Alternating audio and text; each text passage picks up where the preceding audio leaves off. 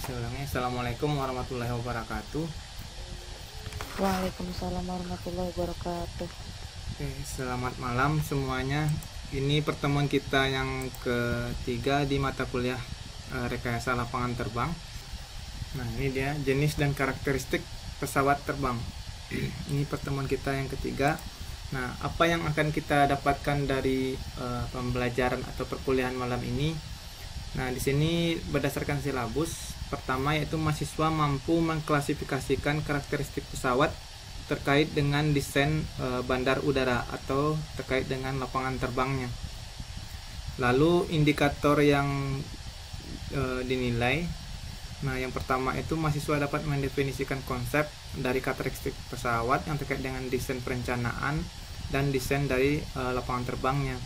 Kedua, ketepatan mahasiswa dalam menjelaskan hubungan antara pilot dan rank. Nah, terus untuk materi ini kita akan membahas 3 item atau 3 indikator. Yang pertama dari karakteristik pesawat terbang, dan yang kedua yaitu mengenai komponen pesawat terbang, dan yang ketiga yaitu pilot dan jarak jelajah. Pilot ini adalah beban yang diangkut berdasarkan jaraknya. Nah, kalau kita lihat yang pertama yaitu karakteristik pesawat terbang. Nah, apa saja yang menjadi pertimbangan dalam perencanaan lapangan terbang? Di sini bisa kita lihat. Nah, pertama ada perkenalan karakteristik pesawat terbang. Karakteristik pesawat terbang itu pertama terdiri dari berat, ukuran, dan konfigurasi roda beserta kapasitasnya. Nah, dari kapasitas ini nanti akan ketahuan berapa panjang runway dasar yang semestinya harus tersedia di lokasi. Lalu karakteristik pesawat terbang juga merupakan faktor-faktor yang mempengaruhi desain dari bandar udara, karena tidak semua bandar udara itu didesain untuk semua jenis pesawat terbang yang ada di negara kita ini. Nah, karena ketergantungan posisi, ketergantungan fungsi, dan ketergantungan lokasi. Nah, ini yang menentukan dari karakteristik bandar udara ini. Ketiga yaitu aspek lain yang terkait dengan turbulen pesawat dan kinerja pesawat yang mempengaruhi dari panjang runway yang digunakan. Nah, ini adalah karakteristik pesawat terbang yang bisa kita lihat yang jadi acuan dalam perencanaan bandar udara. Nah, kalau yang pertama bisa kita lihat di sini potongan tampak memanjang dari sebuah pesawat. Yang pertama yang dilihat itu adalah berapa panjang dari moncong sampai dengan buritan pesawat. Nah, biasanya panjangnya ini akan mempengaruhi jarak atau panjang dari runway yang kita desain. Kedua, kalau panjang pesawat ini juga akan mempengaruhi ketinggian dari permukaan perkerasannya.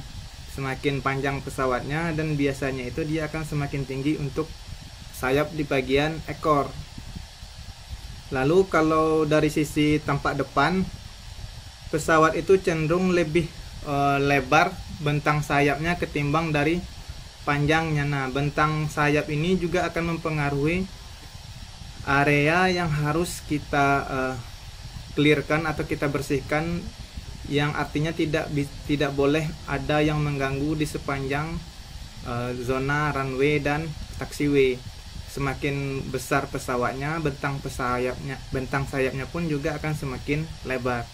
Jadi perbandingan antara panjang pesawat dengan lebar bentang sayap itu akan lebih panjang bentangnya ketimbang panjang badannya. Nah, lalu yang akan mempengaruhi satu lagi adalah jarak dari gardar rodanya atau sumbu roda. Nah, sumbu roda pesawat ini yang mempengaruhi pertama itu adalah sumbu bagian belakang. Nah, jarak dari sumbu belakangnya ini, jarak sumbu kiri dan kanannya ini akan mempengaruhi lebar dari runway, taxiway, ataupun apron. Nah, yang ketiga yaitu jarak dari sumbu depan dengan sumbu belakang. Nah, jarak sumbu depan dan belakang ini akan mempengaruhi untuk posisi pesawat dalam bermanuver di posisi taxiway ataupun di posisi apron. Nah, semakin jarak antara sumbu depan dan sumbu belakang ini, biasanya pesawat akan membutuhkan ruang yang lebih besar lagi untuk bisa bermanuver di posisi terminalnya atau di posisi apron. Nah, yang pertama bisa kita lihat dari karakteristik pesawat terbang, yaitu mengenai berat pesawat atau kita kenal dengan istilah aircraft weight. Nah, di sini berat pesawat merupakan faktor utama untuk menentukan tebal perkerasan. Jadi di sini bisa sama-sama kita lihat. Bentar.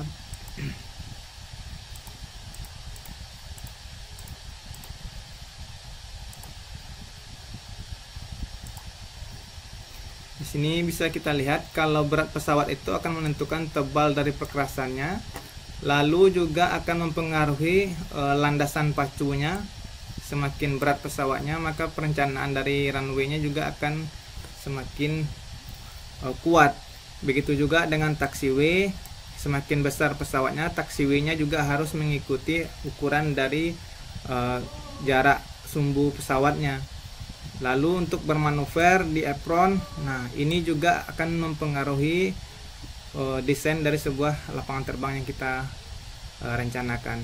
Terakhir, kalau misalkan di bandara itu perlu hanggar untuk posisi pesawat, baik dalam kondisi parkir saja atau dalam posisi perbaikan, juga harus menyediakan tempat parkir yang cukup antara pesawat dan pesawat lain. Nah, terus berat pesawat memiliki karakteristik telah ditentukan oleh perusahaan. Nah, berat pesawat ini selanjutnya melalui mekanisme transfer beban melalui konfigurasi roda pesawat. Nah, jadi yang menjadi beban roda itu bisa kita lihat di sini. Ini ada tabel yang menjelaskan beberapa macam merek dan jenis berdasarkan ukuran pesawat terbang, baik pesawat DC, pesawat Boeing, dan pesawat Airbus. Kenapa? Selainnya screen-nya, Pak. Kenapa nggak jalan? Iya, Pak. Udah.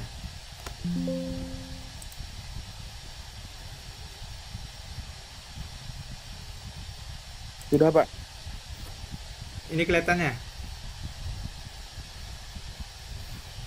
Nah, ini ada pesawat terbang berdasarkan jenisnya dan berdasarkan pabrikannya. Nah, ini ada pesawat Douglas dan Boeing dan Airbus. Nah, Douglas ini berasal dari Kanada, Boeing dari Amerika Serikat, dan Airbus dari Jerman, Prancis, dan Inggris. Nah, ini berdasarkan ukuran yang berbeda-beda. Dia di sini menjelaskan berapa ukuran berdasarkan dari bentang sayap. Nah, yang perlu diingat ini dalam satuan kaki. Ini ada bentang sayap, panjang pesawat, berat lepas landas dalam satuan pound atau loops, dan juga ada berat pendaratan. Terus ada berat kosong, ada berat setelah penambahan bahan bakar, dan ada pada saat muatan maksimum, artinya ada bagasi dan ada penumpang. Dan di sini terakhir adalah panjang landasan pacu yang dibutuhkan dalam satuan kaki. Pertama, sebagai contoh kita lihat posisi Boeing 737-200. Kalau bicara Boeing 737-200 ini adalah ukuran pesawat yang biasa kita naiki biasanya, semacam kayak Citylink atau semacam Garuda. Ini rata-rata digunakan untuk pesawat rute penerbangan domestik. Nah, ini bentang sayapnya dalam satuan kaki itu adalah sebesar 93.000 kaki, 9.300 kaki, dan panjang pesawatnya 100 kaki, dan berat lepas landasnya dalam satuan pound atau 100.500, dan berat pendaratannya sebesar 98.000. Nah, di sini bisa kita lihat ini bentang sayapnya dan ini adalah panjang pesawatnya. Nah, terus untuk berat lepas landas sebesar 100.500 dan berat pendaratannya sebesar 98.000.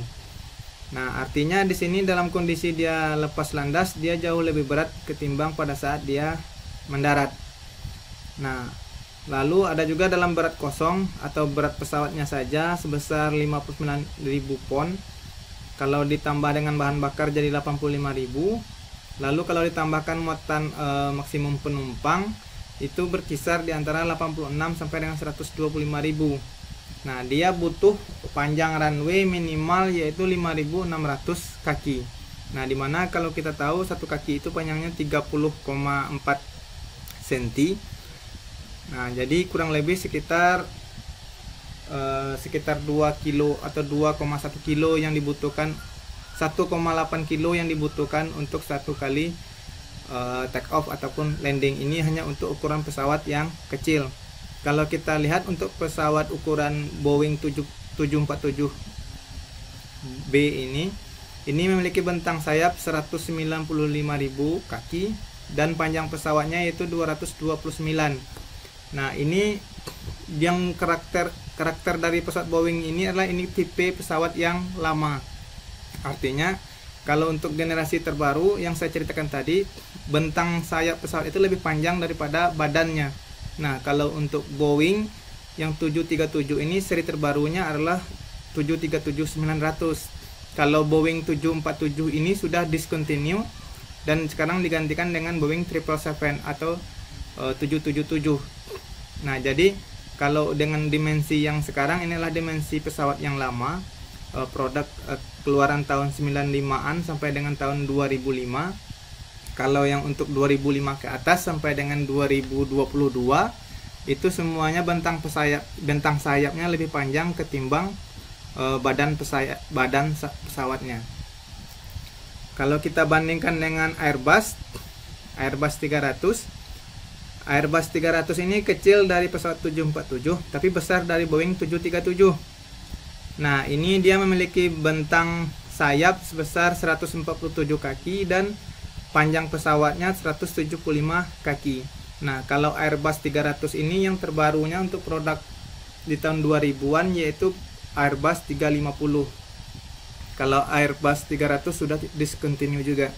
Nah, ini salah satu gambaran dari jenis pesawat berdasarkan ukurannya, berdasarkan pabrikannya, perbandingan antara bentang sayap dan panjang pesawat. Begitu juga dengan berat lepas landas dan berat pendaratannya. Nah, dalam kondisi kosong, nah pada saat ditambahkan bahan bakar, begitu juga ditambahkan dengan penumpang dan bagasi. Nah, di sini bisa kita lihat dia membutuhkan panjang runway panjang runway minimum yang sesuai dengan ukuran dari pesawat itu sendiri. Nah, kalau untuk Boeing 747 ini adalah pesawat bertingkat. Kalau pembandingnya dengan Airbus sama dengan Airbus A380 ini bertingkat dan dia membutuhkan panjang runway-nya itu sebesar 6.700 kaki atau kurang lebih sekitar 2,8 kiloan untuk posisi pendaratan ataupun posisi take off. Nah, ini bisa dilihat dalam perencanaan dan perancangan bandar udara. Bukunya sangat banyak. Nah, atau bisa juga nanti lihat di jurnal-jurnal yang terbaru atau tabloid terbaru tentang pesawat, tipe-tipe pesawat yang dikeluarkan Boeing dan Airbus yang terbaru. Nah, untuk saat ini untuk dunia penguasa pabrikan untuk jenis pesawat itu adalah Boeing dan Airbus untuk angkutan umum, bukan pesawat militer melainkan pesawat umum. Yang paling merajai dia berdua, sisanya hanyalah mengambil persentase sekitar 10 sampai dengan 15%. Nah, rata-rata 85%-nya dipegang sama Airbus dan Boeing. Makanya dia selalu dijadikan contoh dalam perencanaan lapangan terbang atau bandar udara.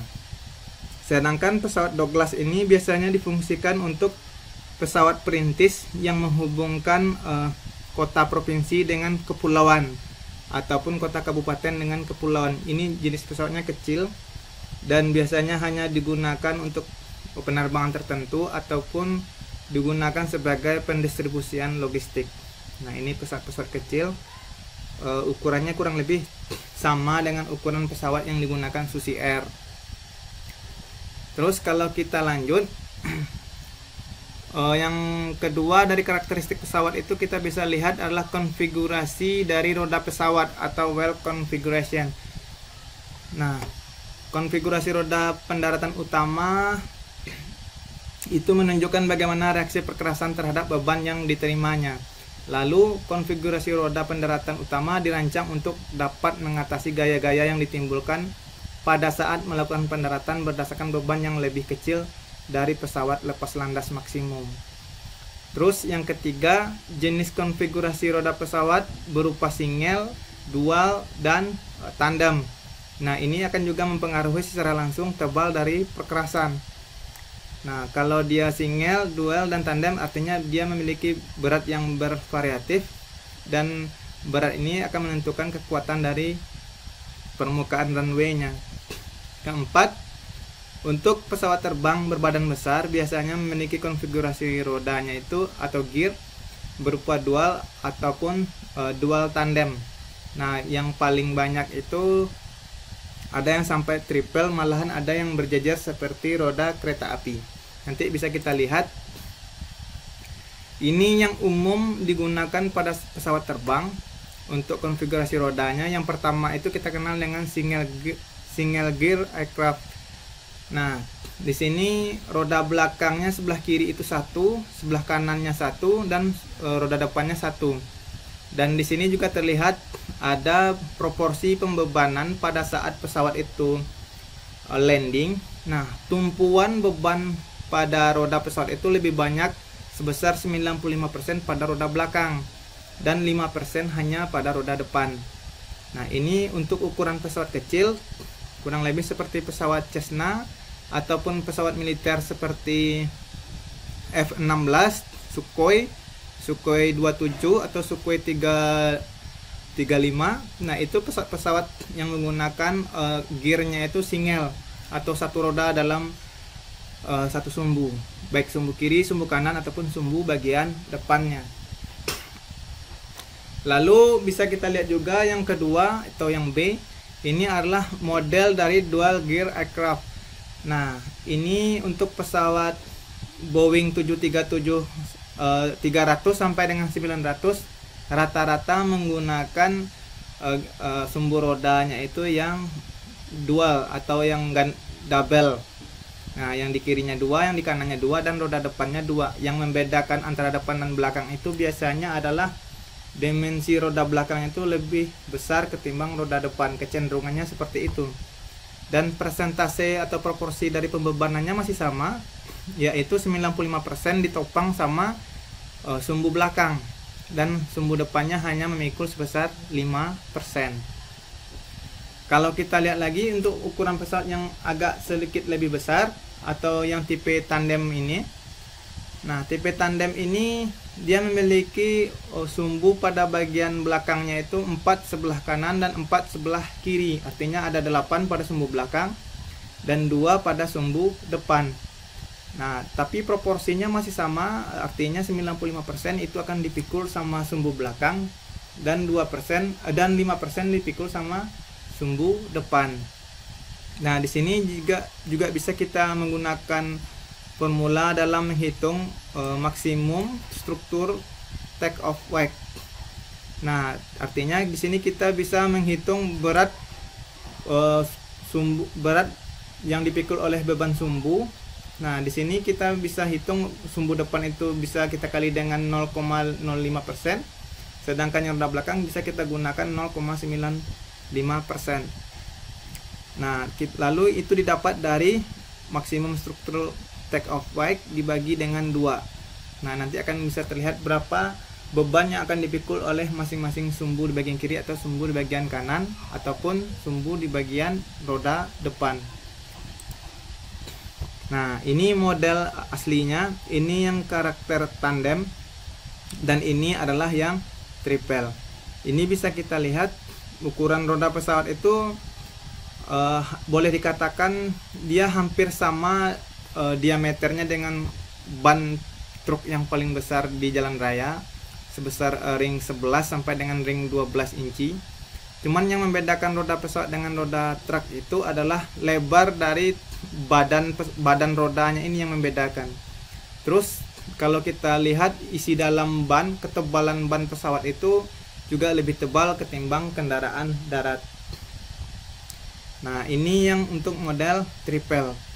Nah, rata-rata kalau pesawat yang menggunakan dual seperti ini itu kecenderungannya pabrikan dari Airbus, sedangkan yang triple seperti ini itu kecenderungannya adalah dari Boeing.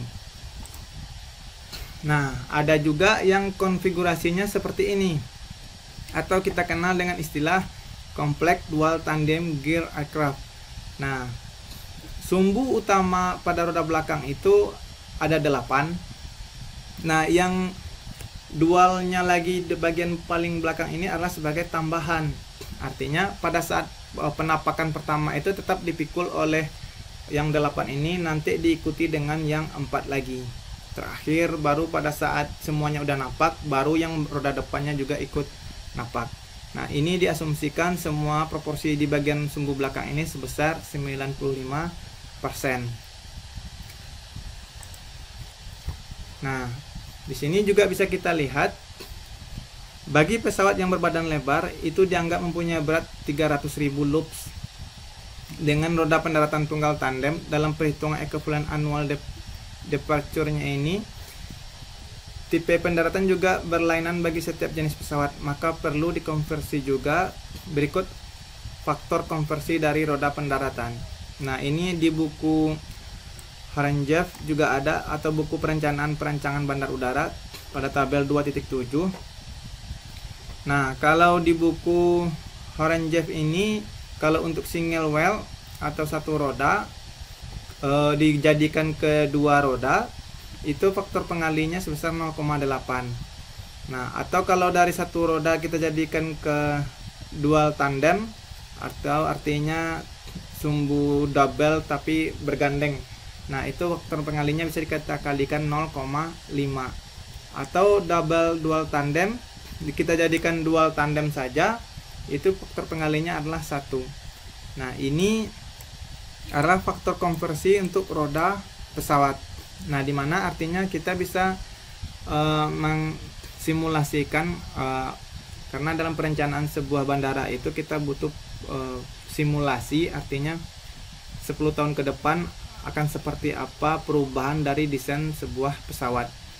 Nah, karena bandara itu dibangun sekali. Nah, kalau pesawat dia bisa diperbaharui setiap tahun. Artinya kalau bandara itu dibangun harus bisa menampung perubahan segala macam jenis model dari pesawat tanpa harus membuat lapangan bandar udara yang baru, atau tanpa harus membuat perkerasan yang baru. Nah, maka ada simulasi antara jenis roda yang lama dengan jenis roda yang baru. Itu perlu kita simulasikan dan kita konversi. Nah, dan ini hanya bila diperlukan. Kalau tidak diperlukan ya tidak. Nah, di sini bisa kita lihat untuk konfigurasi roda pesawat tadi. Nah, di mana di sini kita lihat yang single itu adalah 1, dan di sebelahnya ada dual yang dengan kode D, dan triple dengan kode T, dan quadruple ini adalah dengan kode Q. Nah, ini dalam kondisi penamaan berapa jumlah roda dari sebuah pesawatnya. Kalau misalkan dia menggunakan single tapi tandem, nah itu kodenya adalah 2S. Kalau misalkan dia menggunakan dual in tandem, itu kodenya 2T. Nah, ini adalah konfigurasi roda secara umum berdasarkan jumlah sumbu. Kalau kita menghitung jumlah sumbu, nah ini bisa dilihat di buku US Department of Transportation FAA. Nah, masih di buku yang sama, sumbernya dari sini. Ini adalah pengkodean jumlah dari roda pesawat. Nah, yang satu lagi lupa saya jelaskan. Untuk jenis pesawat yang memiliki sumbu belakangnya seperti quadruple ini adalah seperti pesawat Antonov. Antonov itu adalah pesawat yang digunakan sebagai pesawat angkut kargo, yang dulunya diciptakan untuk pesawat militer, dan dia mampu membawa beban sebesar 200 ton. Nah, pesawat ini cuma ada 2 di dunia, satu di Rusia dan satu lagi di Ukraina. Yang di Ukraina itu sudah meledak, dihancurkan, dan tinggal satu-satunya yang ada di Rusia untuk saat ini. dan susunan roda pesawatnya itu berbaris seperti roda kereta api.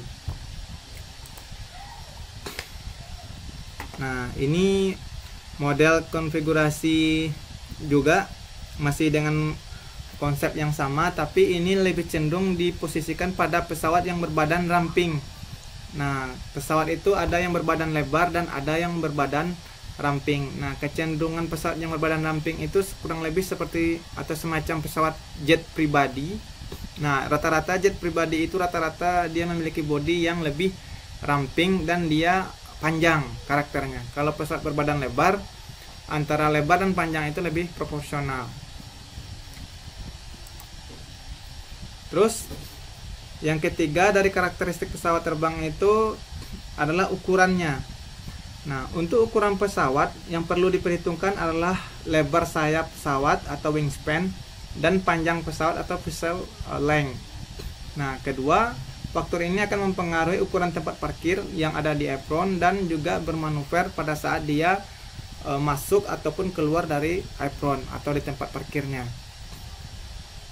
Nah, lalu ukuran parkir ini juga akan berkorelasi dengan mempengaruhi konfigurasi bangunan terminal, karena di minggu kemarin kita sudah lihat model terminal pesawat itu ada bermacam-macam, ada yang berbentuk stellit, ada yang berbentuk linear, ada yang berbentuk seperti blok. Nah, jadi tergantung ukuran dari bandaranya. Kalau semakin besar bandaranya, biasanya akan semakin banyak jumlah pesawat yang mampu ditampungnya. Kalau pesawatnya pesawat kecil itu dan jumlahnya sedikit, itu biasanya modelnya lurus aja atau yang dikenal dengan istilah linear. Nah, yang terakhir, lebar jalur pergerakan pesawat di landasan pacu dan taxiway yang juga akan mempengaruhi jarak di antara kedua jalur pergerakan pesawat tersebut. Nah, ini sebagai pembanding. Nah, pembanding antara ukuran pesawat berbadan besar dan pesawat yang berbadan kecil. Artinya kalau ini adalah badan pesawat untuk Boeing 747. Nah, ini selisihnya kalau dibandingkan dengan pesawat Boeing 737. Nah, jadi ukuran pesawat berbadan lebar itu benar-benar menghabiskan ruang karena bentang dari wingspan-nya ini sangat lebar. Belum lagi dengan ketinggian dari permukaan perkerasan sampai dengan sayap atas atau sayap ekornya ini, itu juga memiliki ketinggian yang jauh ketimbang pesawat yang domestik seperti ini. Nah, ini salah satu ilustrasi di mana pesawat besar itu kalau disandingkan dengan pesawat kecil, dia akan menghabiskan ruang dan perlu diatur dengan menggunakan marka untuk di apron ataupun di taxiway. Nah, ini juga bisa kita lihat kalau pada saat pesawat berada di apron. Nah, kurang lebih perbandingannya adalah kalau misalkan masuk dua buah pesawat besar, nah katakan yang ini masuk dan ini masuk, itu bisa menghabiskan ruang untuk 3 pesawat kecil.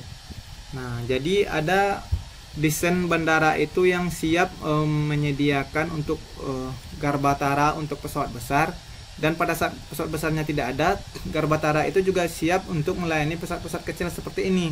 Artinya desain dari terminalnya itu bisa dirubah sesuai dengan apa yang datang. Nah, kalau misalkan terminal itu hanya didesain untuk pesawat besar, artinya terlalu banyak ruang yang berlebih pada saat diisi oleh pesawat kecil. Atau sebaliknya, kalau misalkan garbataranya itu didesain untuk pesawat kecil, pada saat masuk pesawat besar, itu akan menyulitkan pada saat pesawat ini parkir di area apronnya. Karena perbandingan ini akan mempengaruhi baik dari sisi dia bermanuver nanti, atau pada saat dia parkir, jarak dari ujung sayap pesawat ataupun hempasan dari angin yang ditimbulkan dari jetnya ini juga akan mempengaruhi area yang ada di tempat parkirnya pesawat. Oke, yang keempat dari karakteristik pesawat itu adalah kapasitas dari pesawatnya. Nah, kapasitas pesawat udara terkait dengan daya angkut penumpang dan barang akan mempengaruhi fasilitas yang harus disediakan di dalam bangunan terminal. Semisal, ruang tunggu penumpang, fasilitas sirkulasi penumpang, maupun fasilitas pendukung di seputaran terminal. Misalnya adalah tempat parkir kendaraan, tempat bongkar muat barang, untuk muatan kargo. Nah, yang dimaksudkan di sini adalah kalau misalkan kita berangkat menggunakan pesawat terbang, kalau terminal tadi digunakan untuk bisa guna pesawat kecil dan bisa digunakan untuk pesawat yang besar, artinya ruang tunggu yang disediakan terminal itu juga harus memiliki kapasitas yang fleksibel. Artinya pada saat menggunakan pesawat kecil, ruang tunggu itu bisa difungsikan untuk 2 buah pesawat kecil. Nah, kalau misalkan yang datang itu adalah pesawat berbadan besar, semua jumlah penumpang pesawat berbadan besar itu tertampung dalam ruang tunggu. Itu yang dimaksud di sini. Nah, kedua, kalau misalkan pesawat yang datang itu adalah berbadan besar, nah, waktu tunggu pesawat yang ada di bandara itu kan terbatas. Nah, karena keterbatasan waktu tunggu ini, semua perangkat yang ada di bandara juga terpaut dengan waktu, artinya mobilisasi perpindahan barang-barang dalam berupa kargo ataupun bagasi penumpang itu harus diselesaikan dalam batas waktu yang sudah disediakan oleh bandara. Artinya kalau tadi dia hanya melayani pesawat kecil dalam waktu 15 menit selesai mobilisasi perpindahan barang atau kargonya, dengan menggunakan pesawat besar, perlengkapan yang ada di bandara pun juga harus siap untuk memobilisasi semua kargo dan barang-barang penumpang dalam waktu yang sama. Artinya dengan waktu yang sama akan ada mobil-mobil yang akan bekerja di bagian bawah pesawat selama proses tunggu, yang siap memobilisasi baik makanan ataupun bahan bakar ataupun mobil dorongnya, semuanya harus bekerja dalam waktu yang terbatas. Artinya di sini menjelaskan waktu adalah kata kunci untuk bisa semua peralatan kecil pendukung yang ada di apron tadi bekerja secara lebih cepat dan bersamaan. Nah, itu yang pertama. Dan kalau kita lihat dalam indikator kedua, dalam perencanaan lapangan terbang itu yang kedua adalah komponen berat pesawat terbang yang akan mempengaruhi. Nah, di sini bisa kita lihat apa saja yang menjadi pertimbangan komponen berat pesawat dalam perencanaan lapangan terbang. Nah, ini dia. Ini adalah pesawat-pesawat kecil yang biasanya digunakan untuk rute-rute domestik yang 3 buah ini. Ini perbedaan antara yang di tengah, yang agak ke tengah lagi, yang pinggir. Itu bedanya serinya, kalau 737 dari ini 200, kalau ini yang 900. Artinya ada perbedaan panjang terpaut sekitar 8 meter. Kalau ini kurang lebih sekitar 32. Nah, kalau ini sekitar 39 meter. Nah, kalau pesawat yang paling kanan ini adalah pesawat yang digunakan biasanya kalau nggak untuk pesawat jet pribadi, kalau tidak adalah pesawat yang digunakan untuk menghubungkan kota dengan kota kabupaten atau bandar kecil yang ada di kabupaten kota. Nah, ini bukan ukurannya lebih kecil lagi. Tapi kalau kita bandingkan dengan pesawat Antonov, ini adalah pesawat terbesar di dunia. Nah, dia memiliki panjang yang jauh lebih besar ketimbang pesawat-pesawat domestik yang biasanya kita lihat sehari-hari. Nah, Antonov ini dia memiliki 6 jet yang untuk bisa mengangkat badannya ini dengan gaya dorongnya. Dan pesawat ini sangatlah besar dan berat, dan dia mampu mengangkut beban sebesar 200 ton. Kalau kita bandingkan, jauh sekali perbedaan antara pesawat ini atau kargo ini ketimbang dengan pesawat penumpang kecil seperti ini yang digunakan di domestik. Nah, kalau kita lihat komponen berat pesawat, terdapat komponen dasar berat pesawat yang terkait dengan berat pesawat yang perlu diketahui oleh perencanaan bandar udara. Nah, komponen dasar berat pesawat ini adalah kondisi berat yang diizinkan, artinya berat yang dikeluarkan oleh pembuat pesawat atau pabrikan untuk melakukan manuver pergerakan di darat ataupun pada saat dia melakukan penerbangan atau pada saat take off. Dan terakhir juga pada saat dia mendarat. Ketiga, komponen ini juga akan mempengaruhi secara langsung ukuran dasar panjang landasan pacu atau runway yang diperlukan oleh pesawat tersebut.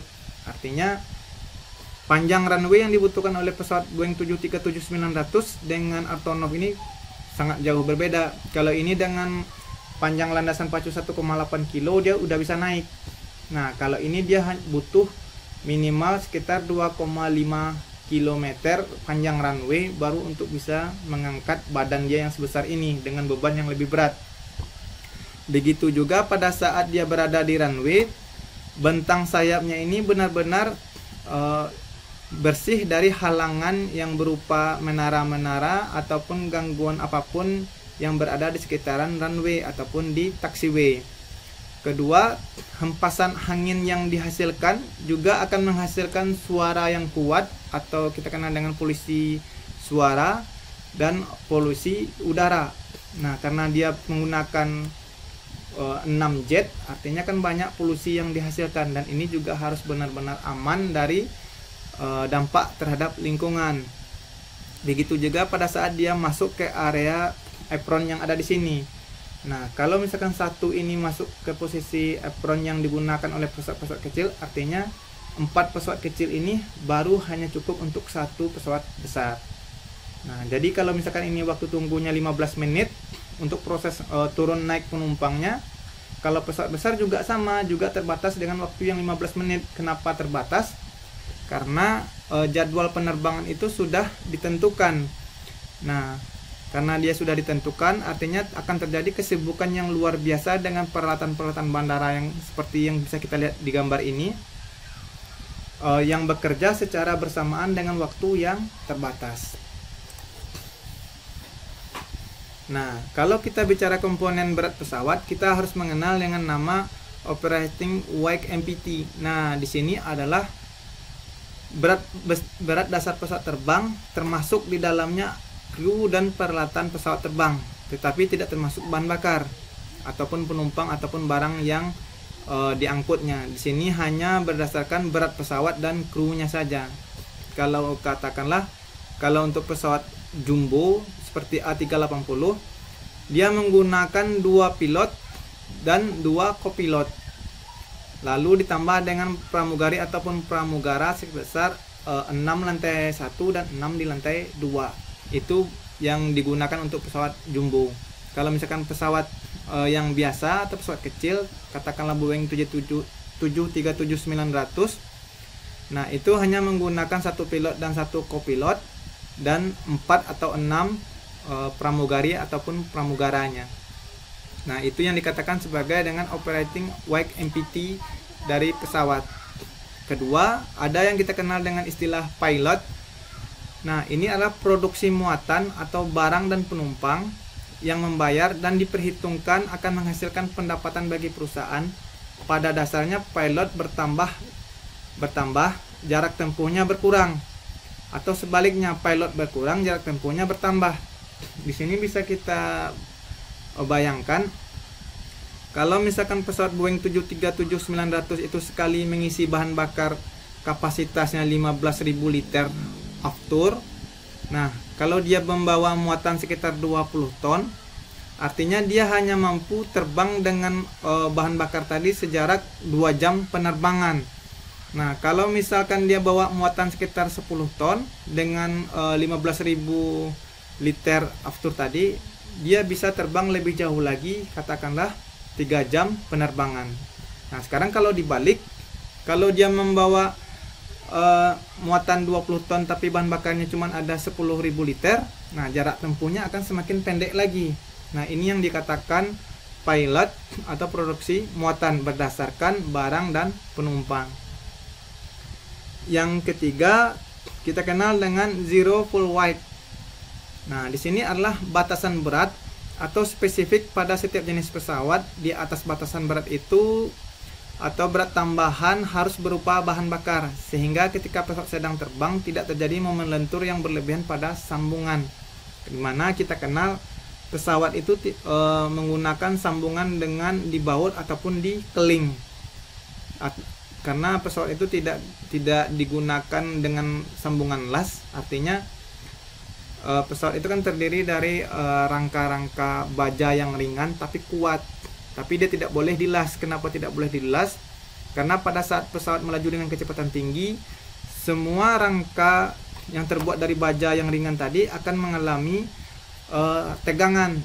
Tegangan ini akan menghasilkan regangan. Regangan ini bisa merusak sambungan. Nah, jadi yang dikatakan zero full weight ini adalah batasan berat yang dikeluarkan dari pabrikan atau dari spesifik dari jenis pesawatnya, bahwasanya batasan berat itu adalah berat tambahan harus berupa bahan bakar. Nah, ini yang dimaksud dengan zero full weight. Yang keempat, kita kenal dengan maksimum structural landing weight. Ini adalah kemampuan struktur dari pesawat terbang pada waktu dia melakukan pendaratan. Nah, di sini diatur kenapa pesawat titik yang paling kritis pada saat dia landing itu ya pada saat bebannya maksimal dan dia landing. Nah, itu adalah beban terberat dari sebuah pesawat untuk rangkanya dibandingkan pada saat dia take off. Kalau take off dia hanya akan terangkat dan itu beban akan pindah ke sayap. Sedangkan pada saat dia landing, hentakan itu menumpu pada sumbu belakang pesawat dan tumpuan ini diredam oleh suspensi yang ada pada sumbunya, dan suspensi ini juga akan mengamankan struktur landing pesawat. Nah, kalau misalkan si sumbu ini tidak memberikan kenyamanan pada saat landing, artinya struktur rangka pesawat bisa patah ataupun terjadi rangka pada saat hempasan yang kuat. Nah, di sini diatur adalah kemampuan struktur dari pesawat terbang pada saat dia mendarat. Yang kelima, ada maksimum structural take off weight. Nah, di sini ada berat maksimum pesawat terbang termasuk kru, berat pesawat kosong, bahan bakar, muatan terberat yang diizinkan pabrik. Nah, untuk mengantisipasi terjadinya tekuk yang terjadi pada badan pesawat terbang. Nah, rata-rata ini masih dalam batas kemampuan yang dimiliki oleh material pembentuk pesawat terbang. Dari sekian banyak jenis moda transportasi, yang paling ketat pengaturannya dalam proses muatan yaitu adalah pesawat terbang. Kalau kita bandingkan dengan 3 moda transportasi yang berbeda, yang di air katakan kapal laut, kalau di darat katakan itu kereta api ataupun truk, dan di udara ada pesawat. Nah, kalau di laut dan di darat, rata-rata kendaraan ini membawa muatan bisa melebihi 1,5 sampai dengan 2 kali lebih berat ketimbang yang diizinkan, dan itu biasanya masih aman. Artinya meskipun rangka katakanlah kapal tadi sudah mulai melengkung atau jarak bibir dinding dengan air laut itu sudah terlalu dekat, tapi rata-rata transportasi ini selalu dipaksakan dengan muatan yang banyak agar untung lebih banyak. Tapi kalau di pesawat terbang tidak, rata-rata pesawat terbang selalu berada di bawah batas atau di bawah berat maksimum yang diizinkan. Keenam, ada berat statistik main gear dan nose gear. Nah, ini adalah pembagian beban statistik antara roda pendaratan utama atau main gear dan nose gear. Main gear ini adalah sumbu bagian belakang dan nose gear ini adalah sumbu bagian depan. Nah, setiap pesawat memiliki jenis proporsi untuk sumbu depan dan belakang itu tidak selalu sama. Kalau tadi kita lihat 95% itu akan dipikul sama sumbu belakang dan 5% pada sumbu depan. Tapi itu tidak murni untuk semua jenis pesawat. Nah, ada sebagian pesawat yang hanya 80 sampai dengan 85% itu hanya dipikul sama roda belakang, sisanya sama roda depan. Nah, di sini bisa kita lihat batas-batas dan pembagian beban tiap-tiap jenis pesawat terbang yang mempunyai perhitungan lain dan ditentukan oleh pabriknya sendiri. Nah, ini kalau kita lihat perbandingan antara beban maksimumnya dengan jarak jelajahnya. Pilot merupakan salah satu faktor terpenting yang mempengaruhi jarak jangkauan terbang suatu pesawat udara. Secara normal, semakin rendah pilotnya atau semakin kecil bebannya yang dimuat dalam pesawat, maka jarak tempuh pesawat akan semakin jauh. Atau sebaliknya, semakin besar pilotnya, maka jarak tempuhnya akan semakin dekat. Nah, di sini bisa kita lihat perbandingannya atau di gambar 3.2 karakteristik dasar dari grafik pilot versus rank. Nah, di sini bisa diperjelas kode A, B, C, D, E ini adalah yang pertama kita lihat untuk yang di titik A. Ini titik A. A adalah jarak terjauh untuk IR. Nah, IR itu adalah yang ini. Dapat ditempuh apabila suatu pesawat terbang dengan payload maksimum atau beban terberat, di mana PA-nya pada kondisi pesawat harus terbang dengan MSTOW. Nah, atau dengan muatan struktural yang diizinkan oleh pabrikannya. Nah, ini artinya jarak terjauh. Kalau dia menggunakan bebannya yang full, jarak terjauhnya hanya sampai di sini. Nah, kalau yang di B, nah ini titik B, jarak terjauh BR dapat ditempuh apabila suatu pesawat terbang dengan bahan bakar penuh, meskipun demikian pilot yang dibawa menjadi berkurang pada PB. Nah, kalau kita lihat tadi BR, nah dia bisa terbang lebih jauh tapi pilotnya sedikit. Kalau kita bandingkan dengan IR tadi atau PA, pilot yang A dia terbang dengan beban yang berat tapi jaraknya hanya bisa ditempuh lebih pendek. Kalau kita bandingkan dengan yang C,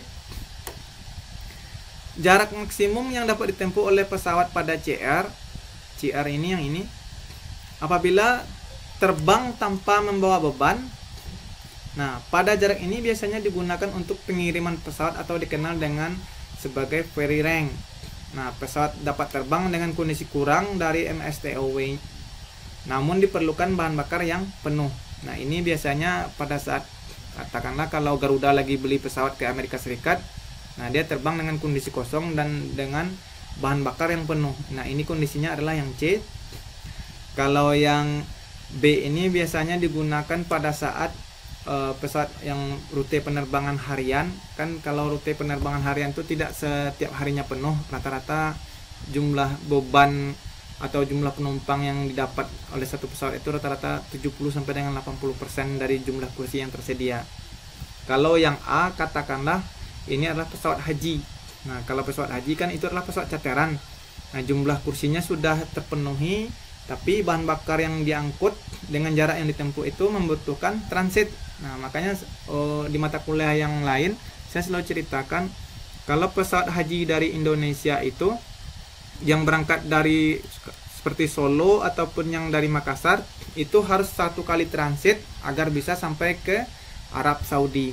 Kalau sekali jalan langsung itu bahan bakarnya tidak cukup atau nanggung, jadi dia harus transit satu kali baru bisa sampai ke tujuan. Nah, di sini bisa kita baca kondisi ini merupakan jarak di mana pilot pesawat dibatasi oleh the maximum structural landing weight. Nah, pada pesawat penumpang biasanya pilot tidak boleh melebihi pilot maksimum. Hal ini karena diperlukannya suatu ruang yang digunakan untuk kenyamanan bagasi yang beratnya lebih kurang sekitar 90 kg per penumpang.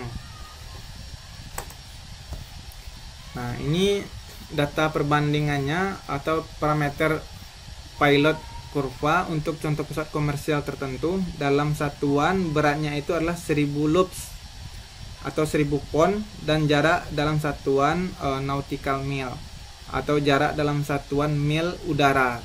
Mil udara tidak sama dengan mil samudra. Kalau mil samudra itu satuannya 1,6 km per 1 mil. Kalau udara dia lebih besar lagi. Nah, ini bisa dilihat sendiri atau bisa dibandingkan sendiri antara DC, Boeing 727 ataupun Boeing 747. Nah, jadi untuk pertemuan kita yang ketiga, materinya sampai di sana.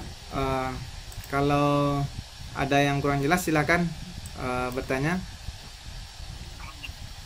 Ada Pak. Masih Pak. Pak, saya izin bertanya Pak. Silakan, Nizar. Tadi ada yang kalau nggak salah yang di slide tentang jenis-jenis pesawat sama berdasarkan berat berat basah sama berat ringnya ya Pak. Ada Berat basah ya. Oh, ini nih. yang mana? Ini kayaknya. Bukan berat basah, berat Ini, kering. Pak. Benar ini. Apa sih namanya? Iya, berat kosong gitu. Berat sama kosong bukan berat basah. Iya. Nah, itu untuk menentukan beratnya itu gimana ya Pak? Kan pada saat take off take off sama landing. Hmm. Itu untuk menentukan beratnya kayak gitu, Pak. Ada alatnya gitu. Terima kasih, Pak. Kalau menentukan berat, kalau yang pertama patokannya adalah berdasarkan spesifik dari pabrikan. Nah, sebagai contoh Boeing 737 itu bobotnya 35 ton misalkan. Nah, 35 ton kan itu tanpa bahan bakar. Nah, pesawat itu bahan bakarnya bisa beratnya itu sebesar setengah dari berat aslinya. Misalkan 35 ton berat kosongnya, tambah bahan bakarnya 10 ton atau 10.000 kilo, 10.000 liter, itu kan bobotnya udah jadi 45 ton. Tambah penumpang, kalau pesawat Boeing 737-900 itu dia kalau di Indonesia kursinya 180 tempat duduk loh. Nah, katakan kalau dia terisi full, satu penumpang itu beratnya 50 kilo, berarti kan udah nambah jadi 9 ton lagi, udah 52 ton.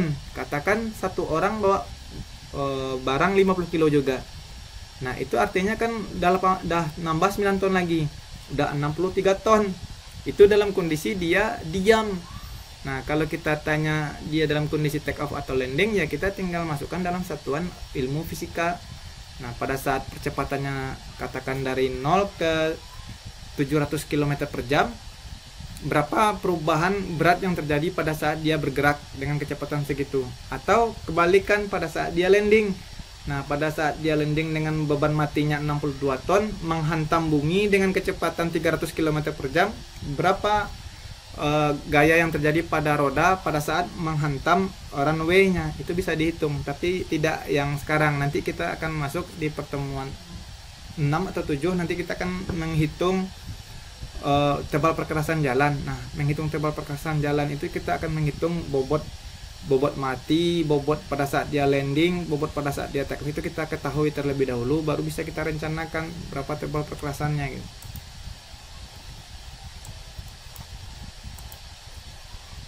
Oke, Nizar. Oh iya, siap, Pak. Kasih, Pak.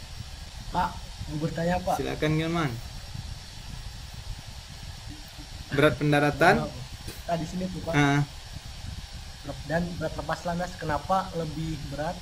Lepas landas itu kan secara ini kan kalau pendaratan kan ini sama gaya gravitasi. Iya. Kirain gitu kalau kegejret mah lebih berat gitu Pak. Kenapa itu Pak? Nah, Bisa gitu. yang ini kan yang maksudnya ditanya berat lepas landas, berat pendaratan. Ya Pak. Nah, secara logika kenapa lebih berat yang lepas landas? ya, secara logika kan kita mengetahui kalau sesuatu yang jatuh dari permukaan dari langit ke permukaan bumi itu kan harusnya makin tinggi dia posisinya, semakin kuat ke buminya gitu kan. Nah, tapi di sini angka yang disediakan di tabel di buku sumber perencanaan ini mengatakan bahwa berat lepas landas itu lebih berat ketimbang dia pada saat dia pendaratan. Nah, ini bisa kita ini bisa kita asumsikan dimana pada saat roda itu bergerak, kan dia akan melakukan tindihan sebelum dia dari 0 sampai percepatan terjadi dari 0 ke 300 sampai ke 700 km per jam. Roda itu kan akan melakukan menindih itu apa bahasanya? Akan terjadi gerakan dari badan ban pesawat itu kan dia lebar dan memiliki tebal.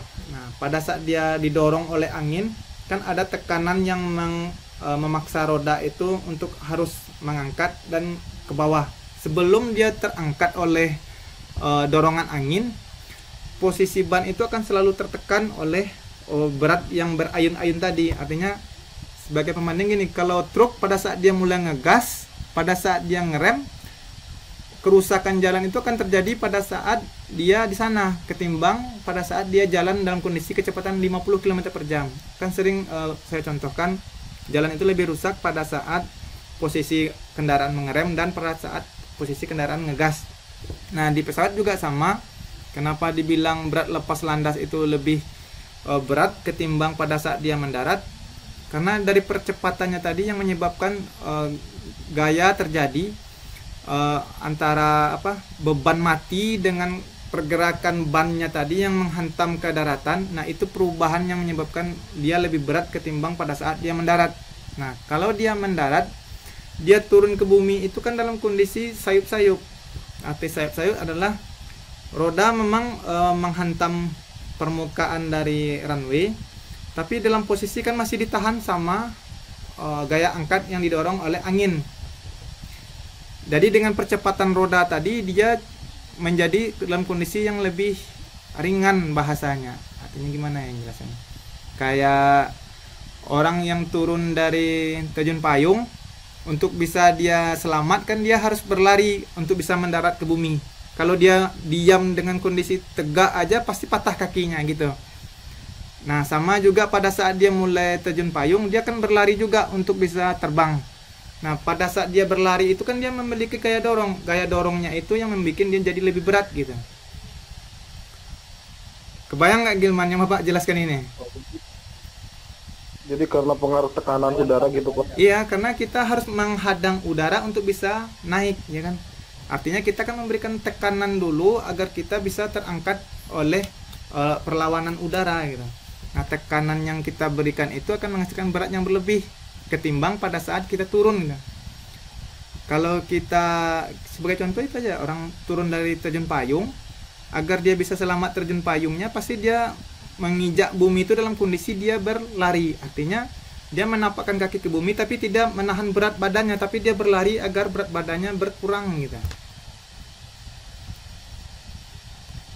Nah, kalau misalkan kurang sulit untuk dipahami, seperti yang paling mudah itu kayak truk kata Bapak, kalau dia mulai ngegas, beban katakan bebannya 50 ton antara beban badan dan muatan, pada saat dia mulai ngegas itu bebannya akan menjadi lebih berat karena dia mulai memberikan tekanan dan bannya itu akan tertekan oleh suspensinya yang terhenyak ke bawah gitu. Begitu juga pada saat dia ngerem. Nah, jadi di pesawat makanya lepas landas itu lebih berat ya karena dia akan menekan untuk bisa berlari gitu atau untuk bisa naik ke atas gitu.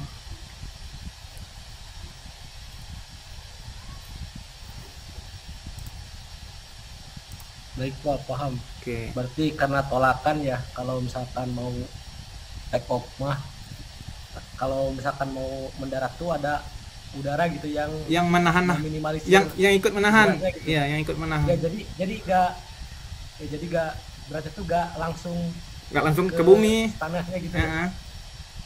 Ya maksudnya gendutan gitu. Mungkin ya sedikit gitu kan Pak ya. Nah, kalau Gilman lihat slide yang di minggu lalu kan ada, Bapak nggak ingat juga halaman berapa slide-nya, cuman di slide itu sudah Bapak jelaskan pada saat roda belakang pertama sekali menapak ke daratan itu tidak langsung direm oleh pilot. Artinya roda itu dibiarkan dulu berputar mengikuti kecepatan pesawatnya dan di jarak tertentu baru dia melakukan pengereman. Nah, dari situ bisa dibayangkan artinya roda ini dibiarkan berputar secepat kecepatan pesawat. Nah, tapi setelah melewati katakanlah jarak 500 meter, nah baru dia boleh melakukan pengereman. Tujuannya itu tadi agar berat pesawat ini bisa ditahan dulu sama udara dan roda berputar secepatnya pesawat. Pada saat bebannya sudah menumpu di roda semuanya, baru dia melakukan pengereman. Nah, yang sering kita lihat di video di YouTube misalkan, pada saat pesawat pertama kali menapakkan rodanya di landasan pacu kan itu kan berasap-asap. Nah, padahal asap itu ditimbulkan bukan karena beratnya menghantam bumi, melainkan adalah percepatan antara roda dalam kondisi diam dengan mengikuti kecepatan pesawatnya sendiri, itu yang menghasilkan dia berasap. Tapi pada saat dia ngerem, nah bebannya baru semuanya ditumpu oleh roda gitu. Oh ya, baik Pak, terima kasih sudah paham Pak. Oke, terima kasih. Enggak mungkin Pak. Enggak ya. Belum pernah Pak. Belum. Kenapa kalau di bandara kecil itu pesawatnya rata-rata baling-balingnya tuh ada di bawah gitu kan? Kalau pesawat besar kan baling-balingnya ada di atas ya, di atas jendela maksudnya. Kalau yang kecil kan ada di bawah jendela. Nah, Kebalik, yang kecil ada di atas jendela. Itu baling-balingnya. Gini. Kalau pesawat itu kan dia ada bermacam-macam model engine yang digunakannya. Sebagai contoh nih, kalau pesawat yang menggunakan piston, nah atau yang dikatakan dengan bahasa bandaranya itu pesawat propeller, itu berarti dia model mesinnya sama dengan mesin truk. Nah, jadi dia menghasilkan tenaganya dari diesel, dan dieselnya itu akan memutar bilah-bilah dari sayap-sayap pesawatnya itu tadi. Nah, kenapa di bandara kecil banyak menggunakan pesawat baling-baling, Pak? Ya, karena kelebihan dari pesawat baling-baling itu adalah hemat. Mesin diesel jauh lebih hemat ketimbang mesin jet. Nah, dan posisinya kenapa ada yang di bawah, ada yang di depan moncong pilot, di moncong pesawat, atau berada di bawah kopilot, atau yang berada di posisi sayap. Nah, itu tergantung berapa kapasitas angkutnya. Nah, rata-rata kalau yang satu baling-baling pasti pesawatnya kecil banget. Tapi kalau pesawatnya baling-balingnya 2 kiri 2 kanan, itu biasanya untuk pesawat penumpang yang kapasitas 20 sampai dengan 40 orang penumpang. Nah, pesawat baling-baling itu paling banyak digunakan di bandara kecil, alasannya ya hemat gitu. Kalau pesawat jet, nah kalau katakan semacam pesawat Boeing itu juga pesawat jet, artinya pesawat itu terbang dengan cara menyemburkan bahan bakar dengan bertekanan, artinya udara yang masuk itu dingin dikeluarkan dengan udara yang sangat panas, dan akan terjadi dorongan angin. Nah, itu akan boros bahan bakar ketimbang menggunakan pesawat propeller atau pesawat baling-baling. Terus apa bedanya Pak kalau pesawat baling-baling yang berada di sayap dengan yang helikopter? Kenapa helikopter itu berisik sekali ketimbang yang pesawat baling-baling? Nah, kalau helikopter sangat berisik itu lantaran dia memutar angin dengan cara, untuk mengangkat badan itu dengan cara memutar angin. Kalau pesawat baling-baling yang ada di sayap ataupun di moncong cenderung tidak berisik lantaran dia menghirup udara dan lalu mendorongnya ke belakang. Nah, itu yang menyebabkan helikopter itu cenderung lebih berisik, dan hempasan anginnya juga menghasilkan dampak yang buruk di kawasan helipadnya gitu. Kalau ke Kalimantan, Bapak kira masih banyak pesawat-pesawat Boeing atau pesawat jet yang lain ke sana gitu? Dari kabupaten sih Pak, biasanya kalau dari Kalimantan mah buat ke Balikpapan gitu. Yang menghubungkan provinsi dengan kabupatennya ya? Iya. Nah, ya, pesawat yang Sipanek itu jumlah penumpangnya ada nggak sekitar 30 orang? Kurang lebih sih ada. Kayaknya nggak bakal lebih dari 200-an lah. Nggak pasti, nggak bakal lebih ya. Karena salah satunya pesawat Gatot Kaca, kalau semuanya udah lahir di tahun 1997, Indonesia di bawah kepemimpinan Pak Habibie menghasilkan pesawat pertama di Indonesia yang namanya pesawat Gatot Kaca. Kenapa Indonesia berhasil menciptakan pesawat Gatot Kaca? Kan tujuannya untuk mempermudah pendistribusian logistik semua pulau terjauh, terluar, terpencil yang ada dari Jakarta, kan itu lahirlah Gatot Kaca. Tujuan kenapa Pak Habibie bikinnya tidak pakai jet, kenapa harus pakai propeller? Ya karena kita butuhnya yang irit, yang bisa terbang dengan bahan bakar yang irit dan bisa mengantarkan logistik dengan payload yang banyak. Tapi sayangnya program itu gugur di tahun 97, tapi berganti dengan istilah yang namanya pesawat Kasa Nusantara atau pesawat CN. Nanti kalau yang hobi searching, kalau ada yang merek pesawatnya itu CN, artinya adalah Kasa Nusantara. Artinya perpaduan perusahaan yang di bawah pimpinan Pak Habibie di zaman dulu, di zaman 97 itu bekerja sama dengan PT asing dan mengeluarkan produk yang namanya pesawat CN. CN itu adalah Kasa Nusantara. Nusantara di bawah Pak Habibie-nya, Kasa itu pesawat dari luarnya. Saya di waktu itu mendengarkan sejarah seperti ini, saya bangga sekali dengan Indonesia yang sudah pernah bikin pesawat. Meskipun pesawat sekarang itu adalah pesawat kerjasama, tapi setidaknya Indonesia benar-benar diakui mata dunia mampu mendesain sebuah pesawat. Bukan berarti pesawat tidak harus jet, propeller pun juga pesawat yang hemat bahan bakar, tapi kan sesuai dengan fungsinya. Artinya kenapa Indonesia tidak membuat pesawat jet, Pak? Jet dalam arti kata jet tempur gitu. Nah, banyak orang berasumsi kalau orang negara maju itu adalah negara yang bisa menghasilkan pesawat tempur. Nah, padahal pesawat tempur itu bukan berarti adalah sebuah kemajuan.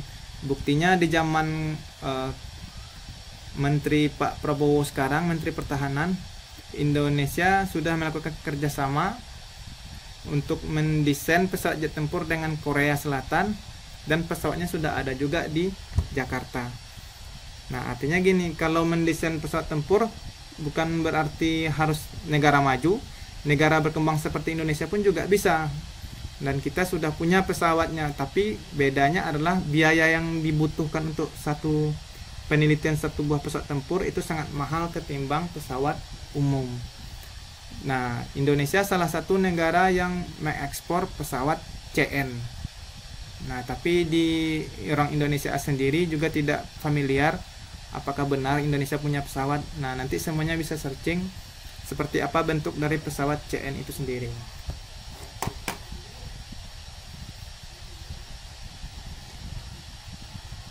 Sipa, kalau dari Kalimantan pulang ke Jakarta naik pesawat apa?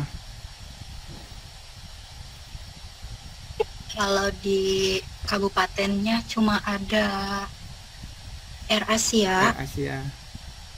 Itu dari Kalimantan langsung Biasanya Jakarta. juga itu ditumpangi sama khusus buat pegawai tambang itu, Pak. Biasanya itu dipakai buat pegawai. Berarti ada pesawat charteran gitu ya.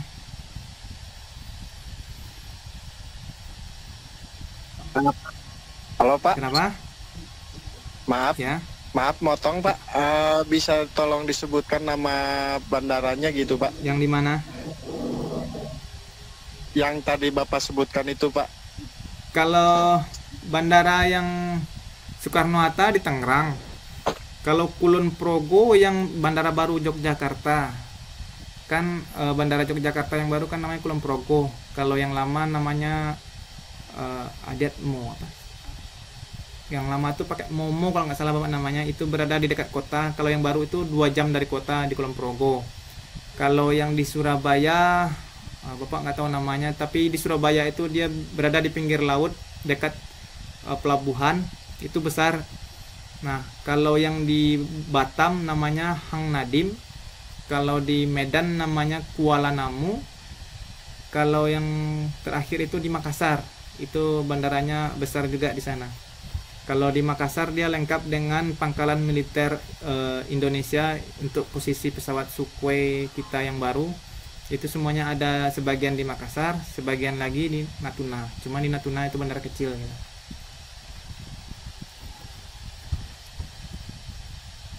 Oke, kira-kira ada nggak? Pak, izin bertanya Pak. Silakan. Kalau buat yang Airbus Beluga itu masuknya kan semacam jenis 747 Pak. Kenapa? Tapi kan bobotnya lebih besar lagi kayaknya Pak. Kenapa? Yang Airbus Beluga Pak. Airbus 380. Yang Beluga Pak, yang buat kargo Pak. Pesawat kargo. Pesawat kargonya terus kenapa?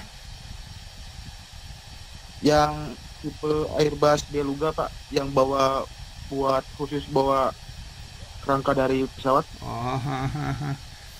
Oh, yang dan dimaksud itu Kalau itu pesawat Airbus yang didesain oleh perusahaan Airbus sendiri, yang difungsikan mengangkut bodi pesawat Airbus dari Jerman ke Prancis, dan yang komponen yang ada di Inggris dikirim ke Prancis lalu disatukan di Prancis dan jadilah sebuah pesawat.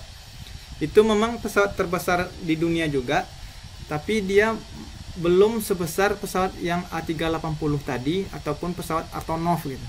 Ukurannya masih di bawah itu. Dia lebih digunakan sebagai pengangkut logistik, tapi logistik di sini adalah logistik untuk perusahaan, bukan logistik umum. Nah, kalau Antonov yang pesawat terbesar di dunia, dia pesawat yang bertingkat juga, tapi fungsinya dulu itu adalah untuk pesawat angkutan militer karena di Perang Dunia Kedua dan sekarang perang sudah tidak ada lagi, maka difungsikan sebagai pengangkut logistik biasa ya. Dan Antonov itu benar-benar besar dan dia memiliki 6 jet pendorong agar dia bisa mengangkat beban pesawat sekitar 350 ton untuk sekali penerbangan. Nah, pesawat yang dan dikatakan tadi itu biasanya digunakan hanya untuk penerbangan yang Bapak katakan tadi, Jerman ke Prancis, kalau enggak dari Inggris ke Prancis. Karena Airbus dirakitnya di Prancis, Jerman biasanya dia lebih menghasilkan rangka dan bagian-bagian engine, dan di Inggris juga sama, ada pusat Rolls-Royce. Rolls-Royce itu adalah pusat dari jet atau mesin jet yang diciptakan dari Inggris, namanya Rolls-Royce, dan dikirim ke Prancis untuk dijadikan sebuah pesawat yang dikatakan dengan Airbus ya. Baik Pak. Oke, baik. Salah dan kurang Bapak mohon maaf. Bapak akhiri dengan wabillahi taufik wal hidayah. Wassalamualaikum warahmatullahi wabarakatuh. Waalaikumsalam warahmatullahi wabarakatuh.